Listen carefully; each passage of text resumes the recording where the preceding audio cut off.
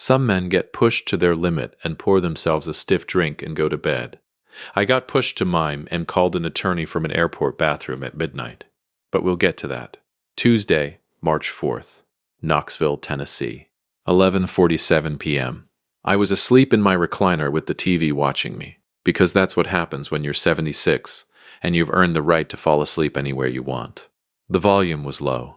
Some home renovation show. A couple arguing about countertops like it was a national emergency. My kind of Tuesday. My phone buzzed on the side table. I squinted at the screen. Mrs. Lucy. Now listen. Mrs. Lucy Coleman doesn't call past 8 p.m. Ever. She's 81. She goes to bed with the chickens, and the last time she called me after dark was when a raccoon got into her garbage and she wanted moral support. So when her name lit up my screen at 11:47 on a Tuesday night in March, every hair on the back of my neck stood straight up. I answered on the second ring. Lucy? Noah. Her voice was low, careful, the way people talk in hospital hallways. I'm sorry to call so late. I wouldn't if it wasn't. I just didn't know what else to do. I sat up straight, sleep gone. Completely gone. What happened?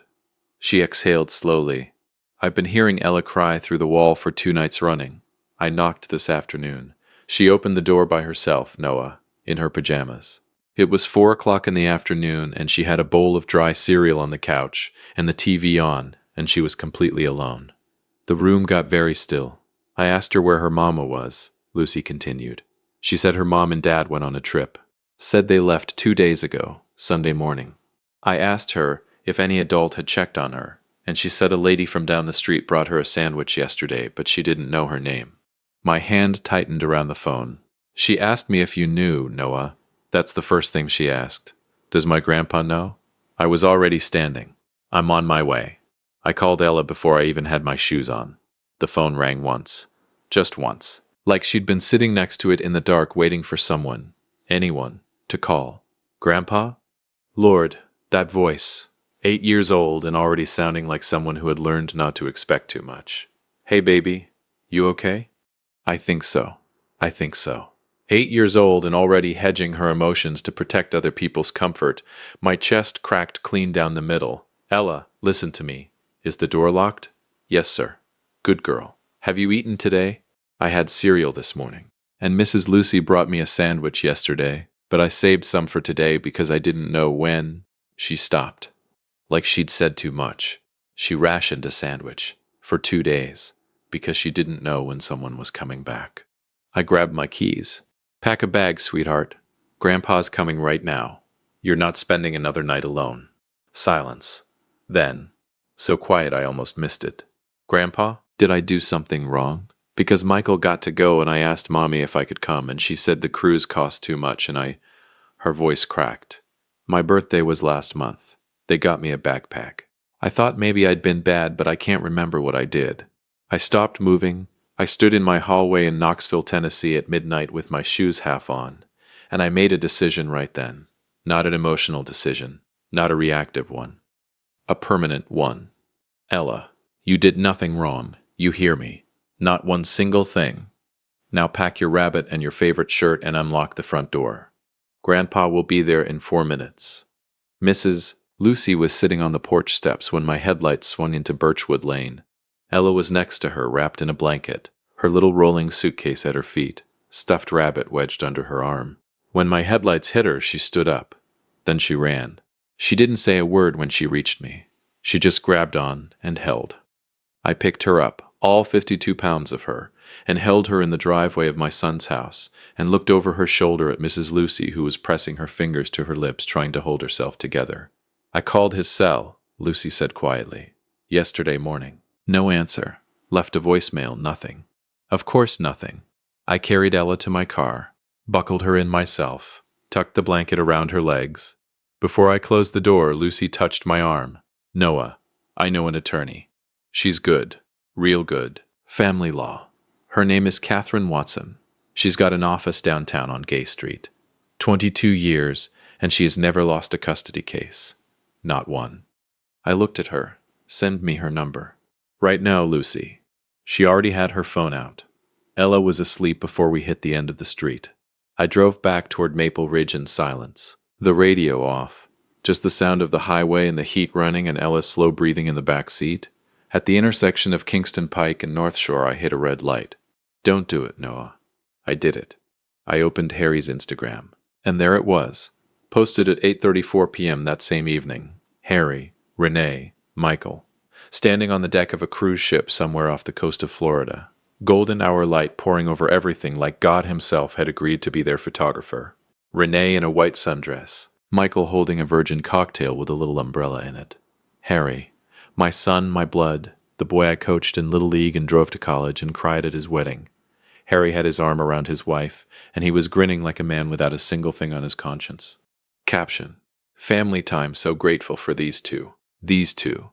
Not three. 2. The light turned green. I didn't move. The car behind me honked. I still didn't move. I just sat there at that intersection staring at those words. These two. The car behind me honked again, longer this time, real annoyed. Yeah, me too, buddy. Me too. I got Ella home, got her settled into the guest room with her rabbit and an extra blanket and a glass of water on the nightstand. I sat on the edge of the bed until her breathing went slow and even. Then I went to the kitchen table.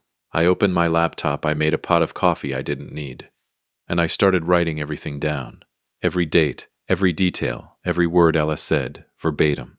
Lucy's account, the Instagram post, the timestamps, the voicemail Harry never returned. This wasn't anger. This was evidence. At 2:11 a.m. my phone buzzed. Lucy had sent the contact card. Catherine Watson. Watson & Associates Family Law. Gay Street, downtown Knoxville. 22 years experience. I saved it immediately. Then I opened a new browser tab and started looking at flights to Miami. Because here's the thing about being a grandfather in Knoxville, Tennessee, who just picked up his 8-year-old granddaughter from an empty house on Birchwood Lane where she'd been rationing a sandwich and eating dry cereal alone for 2 days. You don't get mad, you get organized. If you have been listening for a while, do us one quick favor. Subscribe. A lot of people watch without ever doing it, but it costs you nothing and it means everything to us. Hit the like button while you're at it, and drop your thoughts in the comments after listening. You are going to love it here. By 3 a.m. I had 2 round-trip tickets to Miami booked, a suite at the Key Biscayne Island Resort confirmed, and a 9 a.m. appointment request sent to Catherine Watson's office email that read simply, "My name is Noah Fletcher. My granddaughter was left home alone for 2 days while her parents took a cruise with their biological son. I need to know every legal option available to me. I'll be in your office the moment I'm back in Knoxville. Noah." Then I called Harry. 3:17 a.m. I knew he wouldn't answer. I didn't want him to answer. I wanted him to wake up the next morning, roll over in his cruise ship cabin, reach for his phone and find a voicemail from his father waiting for him like a loaded envelope. The tone beeped. "Hey, son." My voice was calm, warm even, almost cheerful. "Just wanted to let you know I've got Ella. We're going on a little trip ourselves. Hope the cruise is everything you wanted it to be." I paused just long enough. "We'll talk when you get back." I hung up, walked down the hall, checked on Ella one more time. She was curled up with her rabbit, her face finally relaxed. No tension in her little forehead, no fear around her eyes. She looked like what she was, a child. Just a child. I went back to the kitchen and sat in the quiet of my house in Maple Ridge, Knoxville, Tennessee, and drank my unnecessary coffee and thought about what the next 2 weeks were going to look like for my son Harry Fletcher. I had evidence. I had an attorney. I had 2 plane tickets to Miami. And Harry had absolutely no idea. I almost felt sorry for him. Almost. They say the best revenge is living well. I say the best revenge is living well, while your attorney is quietly building a case that'll make your enemy's knees buckle. But we'll get to that. Wednesday, March 5th, Knoxville, Tennessee. 6:14 a.m. I was on my second cup of coffee when Ella padded into the kitchen, in her socked feet, hair everywhere, rabbit tucked under her arm, looking like a small, confused owl. She stopped at the kitchen doorway and looked at me. "Grandpa, why are you already dressed?" "Because we've got a plane to catch, Ladybug." She blinked. "A plane. Miami, Florida. You and me. We leave in 3 hours." The owl blinked again. Then, slowly, carefully, like she was afraid to want it too much, the corners of her mouth started moving. "Are you serious? Do I look like a man who jokes about Florida?" She looked at me for 1 full second. Then she screamed and ran back down the hallway to get ready, and I sat at my kitchen table in Maple Ridge, Knoxville, Tennessee, and smiled into my coffee cup for the first time in 12 hours. That sound, that one sound right there, that's what this whole thing was for. Thursday, March 6th, Key Biscayne Island Resort, Miami, Florida, 10:22 a.m. I want you to understand something about this resort. I am a 76-year-old man from Knoxville who drives a Ford F-150 and considers Cracker Barrel a fine dining establishment. I do not do luxury. I do not do bellhops or turn-down service or menus that don't have prices on them. But I booked the ocean suite anyway. And when that bellhop opened the door to our room, and the floor-to-ceiling windows revealed the entire Atlantic Ocean sparkling in the morning light like God had just Windexed it, I decided that turn-down service wasn't so bad after all. Ella walked in behind me. She stopped, completely still, both hands at her sides, rabbit dangling from her left fist. She stood there for 10 full seconds, just staring. Grandpa. Her voice was barely above a whisper. Are we rich? I laughed so hard I had to set my bag down. We are for the next 5 days, baby. Can I touch the window? You can lick the window if you want. We're paying enough for it. She giggled, this bright, surprised giggle that bounced off the marble floors, and ran straight for the glass with both hands outstretched. Right there, that giggle. That's the one that almost broke me, because it hit me all at once. I hadn't heard that sound in months, maybe longer, and I hadn't even noticed it was gone until it came back. The next 4 days were something I will carry with me until they put me in the ground. Day 1, the resort water park. Ella went down the main slide 11 times. 11. I counted. By the 7th time, the teenage lifeguard at the top was giving her a fist bump. By the 11th time, she had a whole cheering section of strangers at the bottom hollering for her, like she was competing for something. She kind of was. Day 2, horseback riding on the beach at sunrise. The guide, a quiet man named Ray, put Ella on a gentle brown mare named Biscuit, and led them along the shoreline while the sky turned pink and gold above the water. Ella sat up straight on that horse like she'd been born to it. She kept looking down at the sand, then out at the ocean, then back at me walking alongside with my phone out. Grandpa, take a picture. I took about 40. I posted one on Facebook, Ella on Biscuit. Ocean behind her, the biggest smile I'd seen on that face in God knows how long. Caption, my granddaughter on her first horse. She has never looked more at home. I knew Harry would see it. I posted it anyway. Call it information. Call it a preview of coming attractions. Call it a grandfather who was done being quiet. Day 3, the cooking class with Antonio. Now, Antonio Caruso was a 58-year-old chef from Naples, Italy, who had somehow ended up running a resort kitchen in Miami, Florida. And absolutely nobody was complaining. The man had forearms like a longshoreman and an accent so thick you needed subtitles, and he called everyone guests, staff, seagulls, my friend. Ella walked into that kitchen, and Antonio looked at her and spread his arms wide, like she was a long-lost relative arriving from across the ocean. Ah, my smallest student. Come. Today we make pasta from scratch, yes? You ready to work? Ella looked at me. I nodded. She looked back at Antonio and squared her little shoulders, like she was about to walk into a boardroom. I'm ready. What followed was the most flour I have ever seen outside of a professional bakery. It was everywhere. On Ella, on Antonio. Somehow, on me, and I was standing in the doorway watching. Antonio talked the entire time. About Naples, about his mother's kitchen, about how pasta is just flour and eggs and love, my friend. That's all. That's everything. Ella listened to every single word with total concentration, tongue slightly out, hands working the dough like she'd done it before in another life. At the end, Antonio tasted her pasta, closed his eyes with the drama of a man accepting an Oscar, and said, "She's a natural, a genuine natural. You," he pointed directly at me, "you bring her back next year, yes? I make her a chef." Ella beamed so hard I thought her face might actually crack open.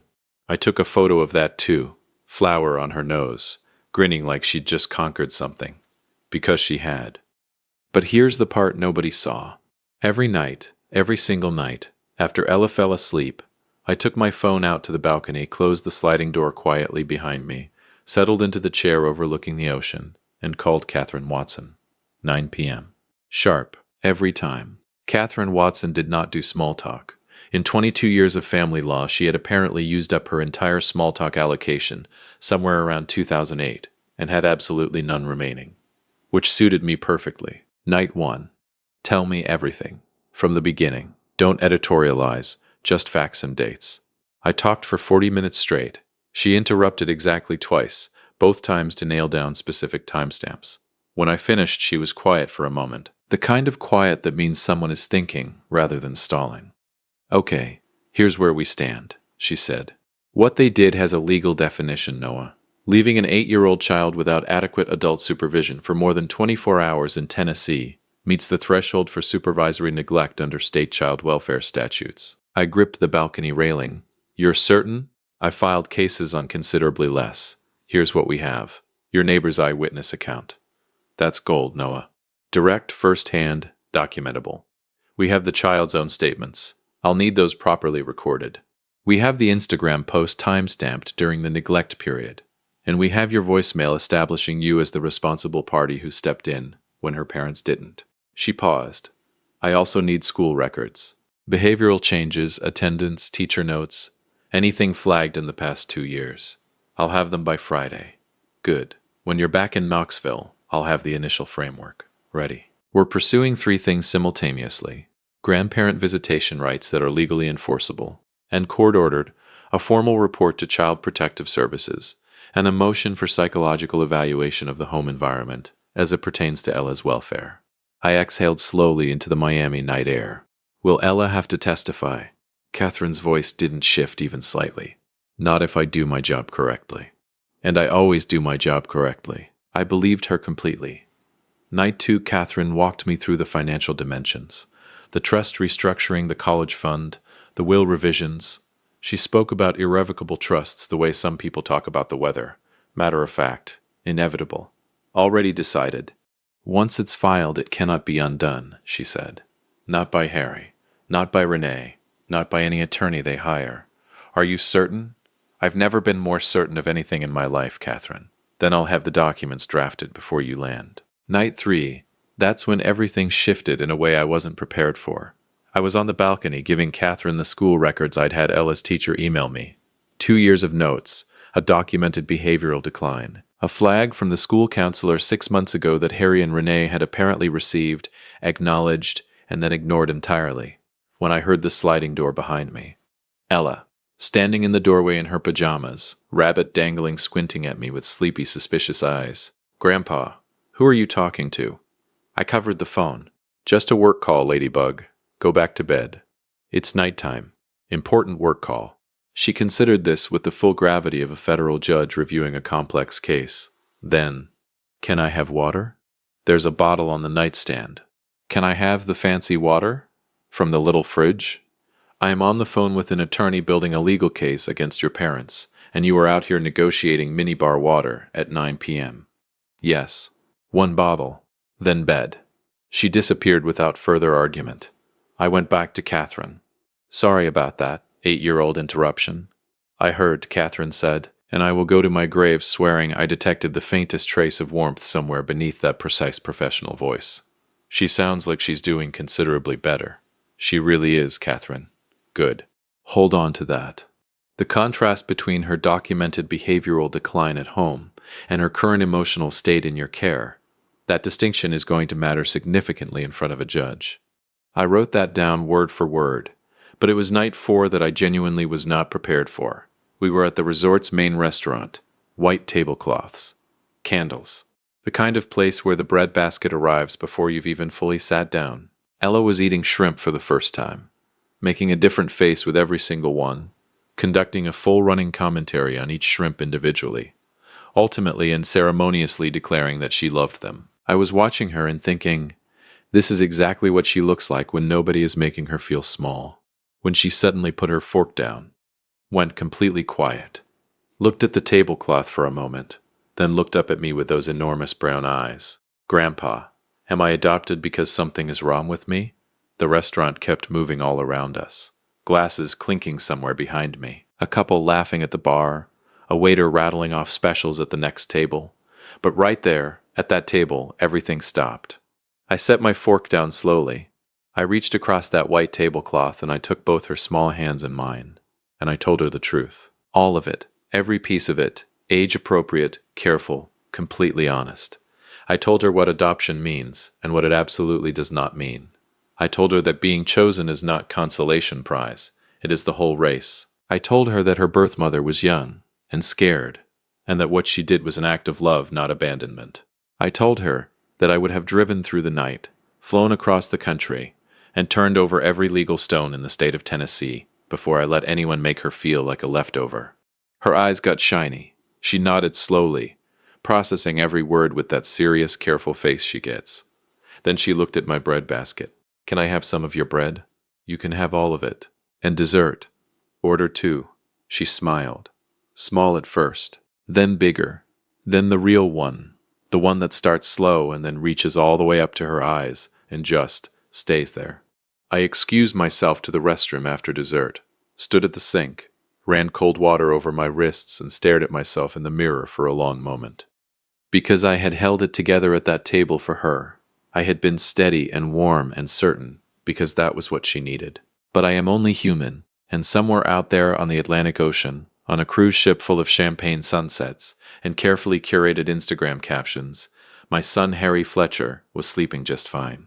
That thought, that specific thought, that was the one that made me dry my hands, straighten my collar, walk back out to that restaurant, and sit down across from my granddaughter, and make a decision that had been building since the moment I picked up Mrs. Lucy's phone call.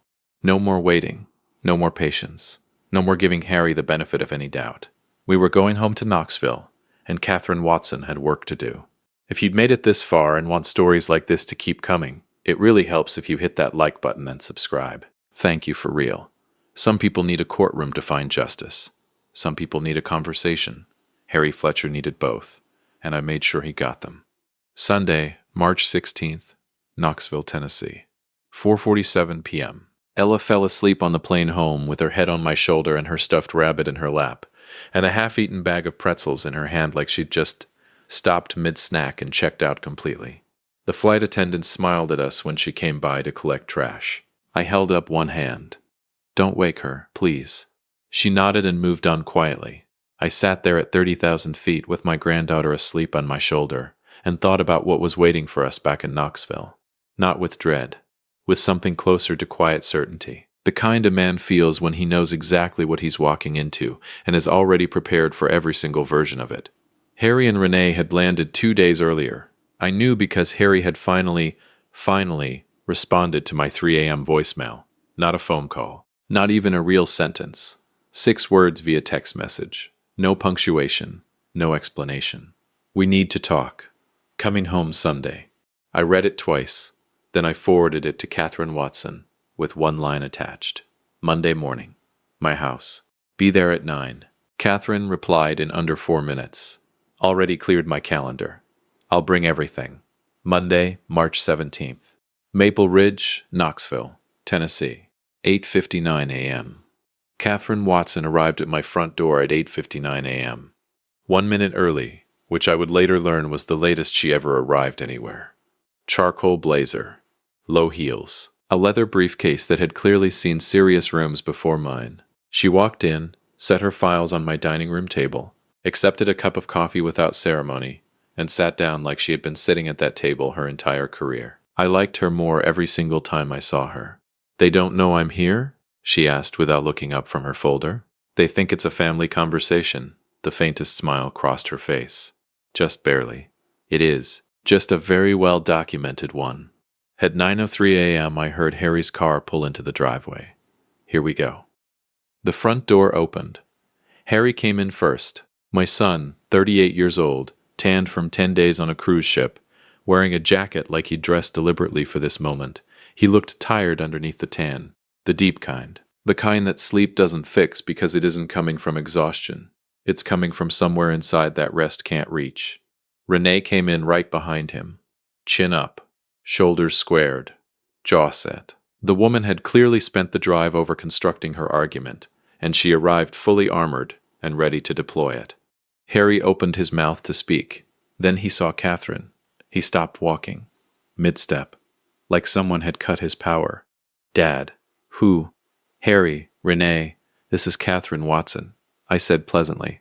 Family law attorney, 22 years experience. Office on Gay Street, downtown.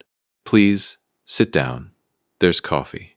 Renee's eyes moved from Catherine to me to the open folder on the table and back to Catherine. Something shifted behind her eyes. Not fear yet. Recalculation. Noah. Her voice was controlled. We came here for a family conversation. Not a, this isn't. Please sit down, Mrs. Fletcher, Catherine said. Just that. Just 4 words in that perfectly even voice. Renee sat down. Not because she wanted to, because something in Catherine's tone made the alternative feel significantly worse. I had experienced that exact same tone on the phone from Miami, and I completely understood. Harry sat beside her, his hands flat on the table. He still hadn't looked directly at me. He knows. He has known since the moment he listened to my voicemail on that cruise ship. He has been carrying it across 2 states and 10 days of ocean air, and it is sitting right there on his face for anyone paying attention. Catherine opened her folder without theater or ceremony. No dramatic pause. No build-up. She simply slid a single typed sheet of paper across the table like she was passing the salt. A timeline. Clean. Precise. Merciless. Sunday, March 2nd. Harry and Renee Fletcher depart Knoxville, Tennessee, with minor child Michael Fletcher, for Port of Miami. Minor child Ella Fletcher, age 8, remains at family residence on Birchwood Lane, without adult supervision. March 2nd through March 4th. Ella Fletcher observed alone at residence by neighbor Lucy Coleman. Child reported surviving on dry cereal and a single sandwich over the 2-day period. No confirmed adult supervision during this time. Tuesday, March 4th, 11:47 p.m. Lucy Coleman contacts Noah Fletcher. Tuesday, March 4th, 11:59 p.m. Noah Fletcher retrieves Ella Fletcher from residence. Harry read it. His face didn't move a single muscle. Renee read it. Her face moved considerably. This is completely. You can't just. We made arrangements, Mrs. Fletcher. Catherine's voice remained perfectly pleasant. Perfectly immovable. I'm going to save everyone some time. What is documented on that page has a specific legal definition under Tennessee state statute. Leaving a minor child under the age of 10 without adequate adult supervision meets the threshold for supervisory neglect. We are not here this morning to debate whether it occurred. It occurred. Mrs. Lucy Coleman has provided a signed written statement. We have time-stamped social media documentation. We have the child's own account recorded and notarized. She slid a second sheet across the table. We are here to discuss what happens next. Renee opened her mouth again. Harry put his hand firmly on her arm. She stopped. I noted that. Filed it, first decisive thing my son had done in this entire situation. 2 weeks late, but noted nonetheless. Catherine laid it out the way a surgeon works. Clean, precise, no wasted motion. 3 simultaneous legal actions already drafted and ready to file. Grandparent visitation rights. Legally enforceable. Court-ordered. Non-negotiable in scope. A formal report to Child Protective Services. Documented, detailed, supported by 2 years of school behavioral records, including a counselor flag from 6 months prior that Harry and Renee had received, acknowledged in writing, and ignored completely. A motion for full psychological evaluation of the home environment as it directly related to Ella's emotional welfare, supported by documented behavioral decline, teacher testimony, and the contrast between Ella's current emotional state and her state prior to Noah's intervention. With every item Catherine placed on the table, Renee's color changed. She went from controlled defensive pink to a very specific shade of pale that I recognized as the color of someone doing rapid internal mathematics and not finding a single answer that worked in their favor. Harry had not moved, had not spoken, was staring at the timeline the way a man stares at a car accident he caused. Catherine folded her hands on the table. The CPS report has been fully drafted. It has not yet been filed. That remains a choice for the next 72 hours. Silence. Real silence. The kind with actual physical weight. And then Harry Fletcher, my son, looked up from that piece of paper and looked at me directly for the first time since he'd walked through my front door. His eyes were red. Dad. Just that one word. Just my name, carrying the full weight of everything he hadn't said for 2 weeks. A confession and an apology and a question, all compressed into a single syllable. I waited. I gave him nothing. I let him carry it the rest of the way himself. I knew it was wrong. His voice came out rough and uneven. I knew the whole entire time. Renee said it was just this one trip, that we'd make it up to Ella when we got home. And I told myself that was true because it was easier than... He stopped. His jaw worked. I packed my bag and I walked past her bedroom and she was sitting on her bed looking at me and I kept walking, Dad. I kept walking and I closed the front door and I got in the car. His voice broke completely on the last word. Renee turned to look at him sharply. He didn't look back at her. He kept his eyes on me, red and exhausted, and completely without defense. The room was so quiet I could hear the kitchen clock. I looked at my son for a long moment. The boy who used to fall asleep on my shoulder on long Sunday drives. The boy I taught to throw a baseball in the backyard, on Maple Ridge. The boy I dropped off at college and cried the entire drive home. The man sitting across from me now, who had packed a suitcase, walked past his daughter's bedroom door and kept going. I wanted to be furious. I was furious, but underneath the fury, deeper than it, older than it, was something else entirely. Grief. Pure, clean grief. For the father I believed I had raised, and the man sitting in front of me who had somewhere along the way become someone I didn't fully recognize. I let myself feel it for exactly 3 seconds. Then I opened my folder. I know you knew, Harry, I said quietly. That's the part that kept me up at night. He flinched like the words were physical. Good. I slid my folder across the table. Harry picked it up, read the first page carefully, set it down with both hands like it was made of something fragile. Renee grabbed it. Read it faster. Set it down harder. My updated will. Reviewed, revised, and formally notarized by Catherine's firm the week prior while Ella was eating shrimp and negotiating minibar water in Miami.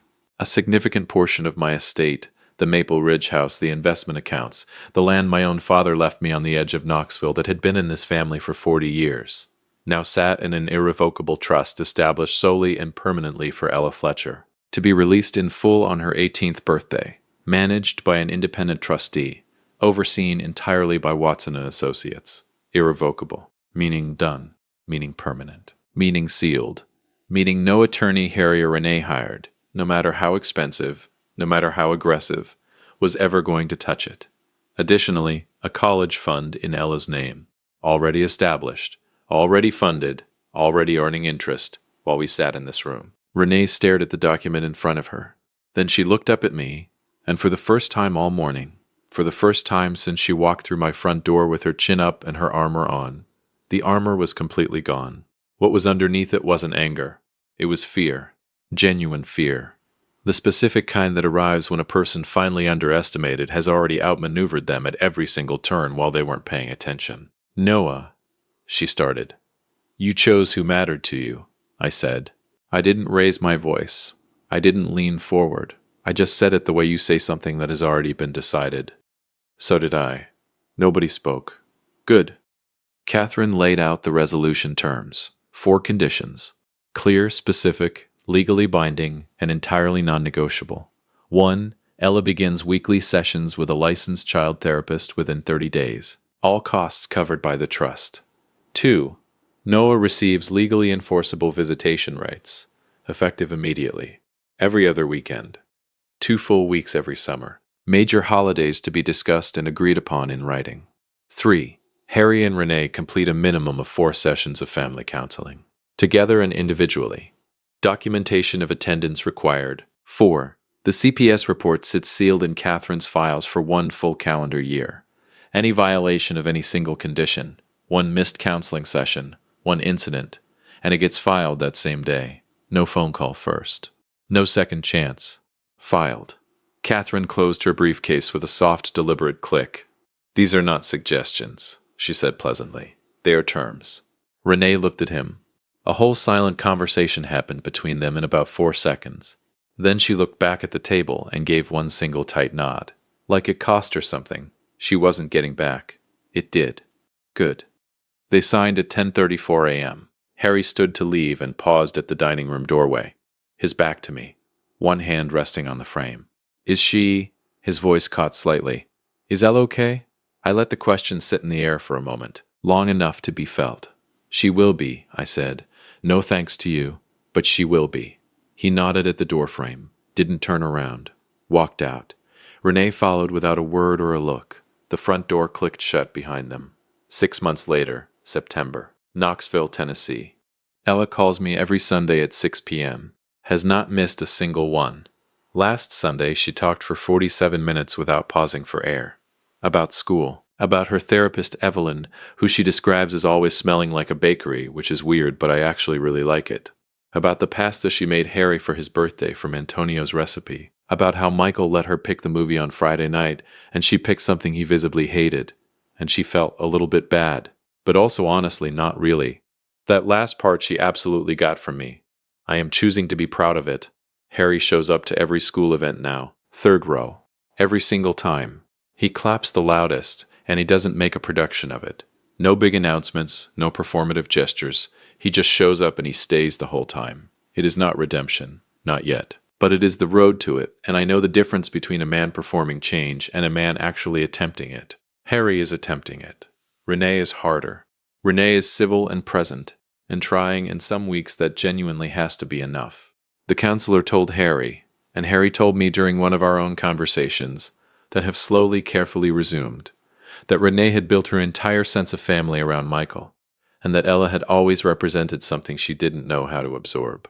I'm not a therapist. I'm not even going to pretend I fully understand it. They spent $20,000 to make her feel invisible. I spent more to make sure she never forgets she was always worth seeing. And that, right there, is the whole story. If you enjoyed this story, join our community by hitting that like button and subscribing for more real, raw, and family-centered stories. And as always, thank you for being a part of Dad's Raw Revenge. I will see you on the next one.